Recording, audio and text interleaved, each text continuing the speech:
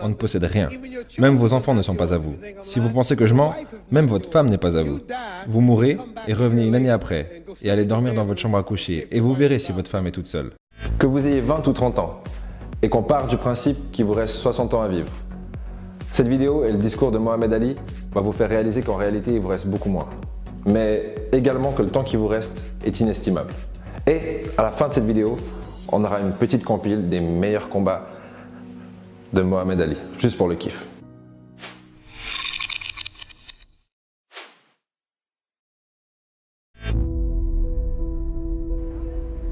J'aimerais savoir, qu'allez-vous faire une fois que vous aurez pris votre retraite en tant que boxeur?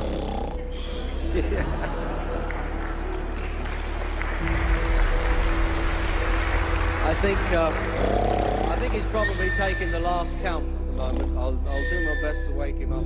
Juste dormir. C'est tout ce que je ferai. Non, quand je prendrai ma retraite, je ne sais pas vraiment. J'aimerais dire quelque chose ici. Et ça vous fera peut-être tous réfléchir. La vie n'est pas très longue. Disons que la personne moyenne ici a 30 ans. Si vous avez 30 ans, vous avez été éveillé et actif environ 7 ans. Comment puis-je le prouver? Ajoutez toutes les 7 à 8 heures que vous avez dormi par nuit pendant 30 ans. De ces 30 ans, la nuit dernière, quand vous êtes allé au lit, et vous vous êtes réveillé ce matin, vous ne vous souvenez de rien. Donc vous avez été inconscient pendant environ 8 ans sur ces 30 ans. Vous avez dormi environ 8 ans, ok? Combien de déplacements avez-vous fait depuis la station télévisée, à la maison, vers un autre pays, vers une autre ville, à l'école, à l'église? Vous avez probablement passé 2 ans à faire des allers-retours pour aller là où vous vouliez aller. Donc il y a 8 années de sommeil, 2 ans de déplacement. Et il y a 30 ans de votre vie avant que vous accomplissiez quoi que ce soit. Combien de temps vous restez à l'école aux États-Unis? L'école depuis le premier niveau jusqu'au 12e niveau. Est-ce que c'est la même chose ici? 6 heures par jour? 6 heures par jour pendant 12 ans. Au total, vous avez été assis dans cette classe pendant 3 années sans bouger. Du coup, 2 ans de déplacement, 8 ans de sommeil, 3 ans de voyage. Combien de films êtes-vous allé voir? Combien de combats êtes-vous allé voir? Combien de divertissements? Combien de temps au cinéma? À regarder des films, des concerts, des matchs de baseball? Ça fait probablement 2 ans de divertissement. Donc, d'ici le moment où... Ne vous perdez pas, vous allez voir ce que je veux dire. Donc, d'ici le moment où vous aurez des enfants, d'ici le moment où vous aurez éduqué vos enfants, d'ici le moment où vous aurez payé votre maison, vous arriverez à vos 60 ans. Donc, la vie est très courte. Et quand vous ajoutez tous vos voyages, toutes vos heures de sommeil, d'école et de temps à vous divertir, vous avez probablement passé la moitié de votre vie à ne rien faire. Donc, ce que j'essaie, j'ai 35 ans. Et dans 30 ans de plus, j'aurai 65 ans. À ce moment-là, nous n'avons plus d'influence. On ne peut plus vraiment rien faire à 65 ans. Ta femme pourra confirmer. Donc, ce que je suis en train de dire, c'est que quand vous avez 65 ans, il n'y a plus grand-chose à faire. Donc, dans 30 ans, j'aurai 65 ans. Et durant ces 30 ans, je vais devoir dormir 9 ans. Je n'aurai pas 30 ans à la lumière du jour. Je dois voyager en dehors des États-Unis. Tous ces voyages, ça fera probablement 4 ans de voyage pour les 30 prochaines années à venir. Environ 9 années de sommeil. Télévision, film, divertissement. Ça fera environ 3 ans de divertissement. Donc à travers ces 30 ans, j'aurai environ 16 ans pour être productif. Donc c'est de cette manière qu'on peut décomposer la vie de chacun. Qu'est-ce que je vais faire ces 16 prochaines années? Quelle est la meilleure chose que je puisse faire? Du coup, la réalisation qu'ils nous apportent est bien pire que ce qu'on peut concevoir. Parce qu'à cette époque, ils n'avaient pas le iPhone X. Et à cette époque, du coup, le temps qu'ils perdaient était bien moins conséquent que le temps qu'on perd au jour d'aujourd'hui. Et c'est pour ça que j'ai envie de partager une application avec vous. J'y gagne rien du tout. Le but, c'est vraiment de vous apporter un maximum de valeur. L'application s'appelle Moment, M-O-M-E-N-T. Et cette application vous aide en fait à traquer combien de temps vous passez sur votre téléphone et sur différentes applications. Et l'idée, ça va être de réaliser en fin de compte combien d'heures, mais d'années en fin de compte dans votre vie, vous sacrifiez inconsciemment en train d'être perdu en fin de compte sur la toile, sur les murs, etc. Et après, ce sera la question qui va suivre, c'est est-ce que vous voulez récupérer ces heures et en faire quelque chose de constructif?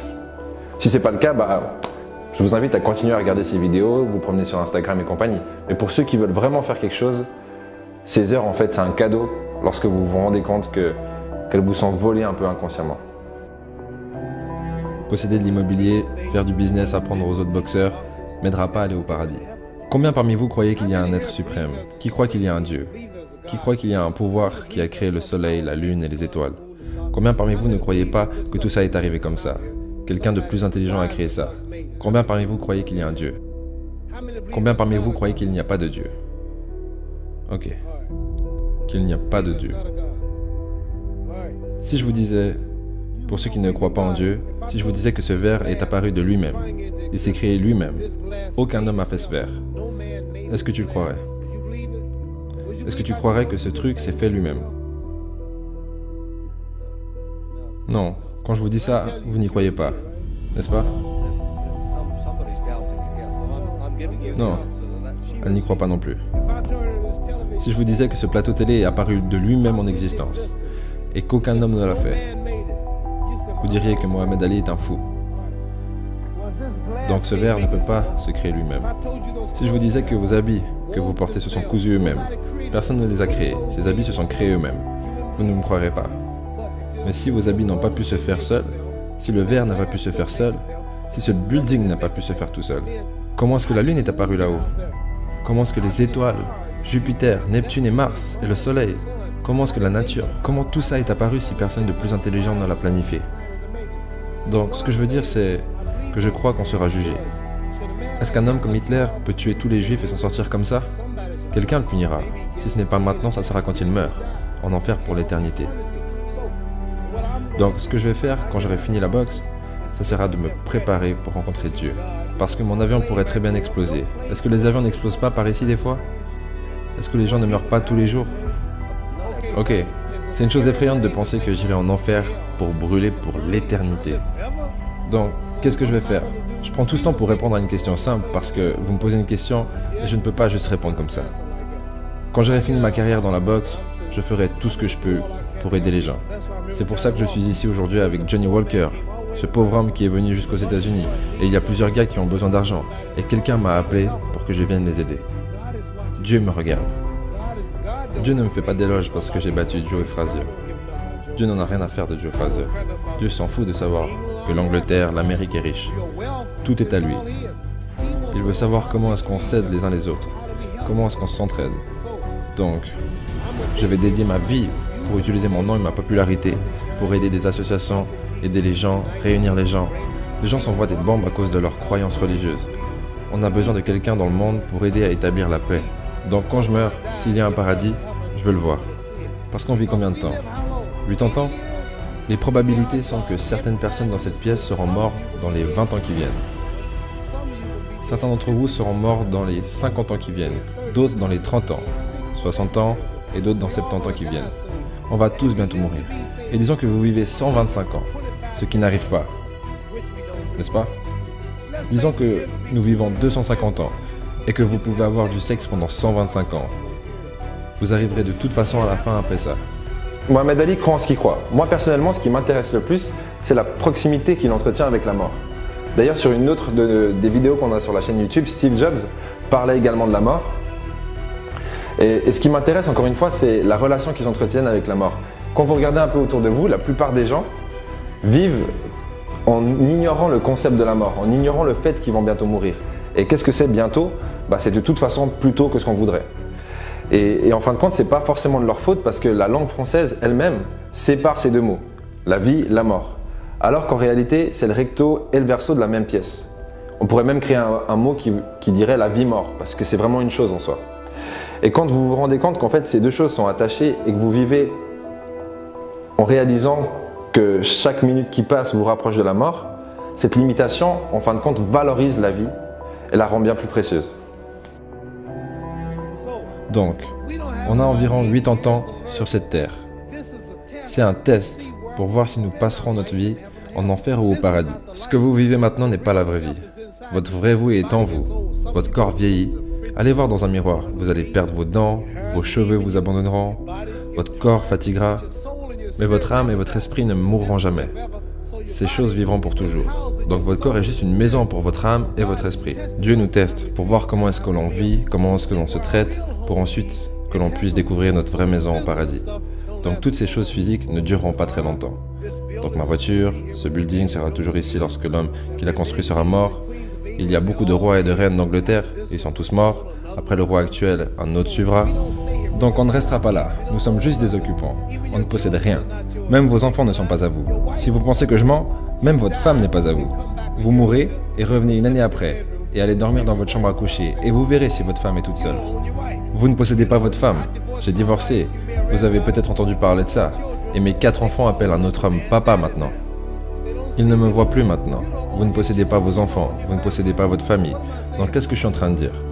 La chose la plus importante dans la vie, c'est qu'est-ce qui va se passer quand vous mourrez? Irez-vous en enfer ou au paradis pour l'éternité? À quel point est-ce que l'éternité c'est long? Imaginons, prenons le désert du Sahara. Il y a beaucoup de sable dans le désert du Sahara, n'est-ce pas? Maintenant, imaginez qu'un grain de sable représente 1000 ans. Et que quand vous êtes en enfer en train de brûler, après votre mort, vous brûlerez pour toujours et sans fin. Combien de temps ça veut dire? Pour vous donner une idée, si on revient sur ce désert, je vous ai dit d'attendre 1000 ans. Et tous les 1000 ans, vous prendrez un grain de sable jusqu'à ce que le désert soit vide. Ok? Attendez 1000 ans, prenez un grain de sable. Attendez 1000 ans de plus avant de prendre le prochain grain de sable.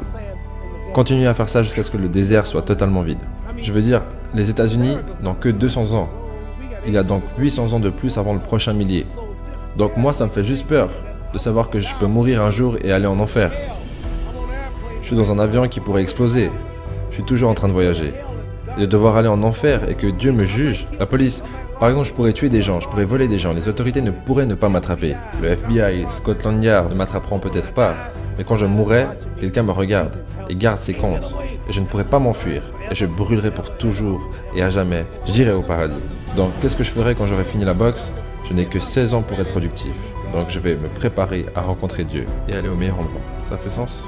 Bouddha avait compris que l'état naturel de l'être humain était souffrance. Et parmi les éléments qui génèrent cette souffrance, il y avait l'attachement. Et Mohamed Ali est libre de cet attachement, ce qui lui permet d'être Mohamed Ali. Parce qu'en fin de compte, il n'est pas en train de compter tout ce qu'il a perdu ou tout ce qu'il pourrait gagner. Il est simplement surprésent. On voit même pendant cette interview qu'il est plus que présent. Et la place et l'influence qu'il a est juste incroyable pour cette raison. Du coup, pour moi, c'est clairement un des éléments dont j'essaie de m'inspirer de Mohamed Ali.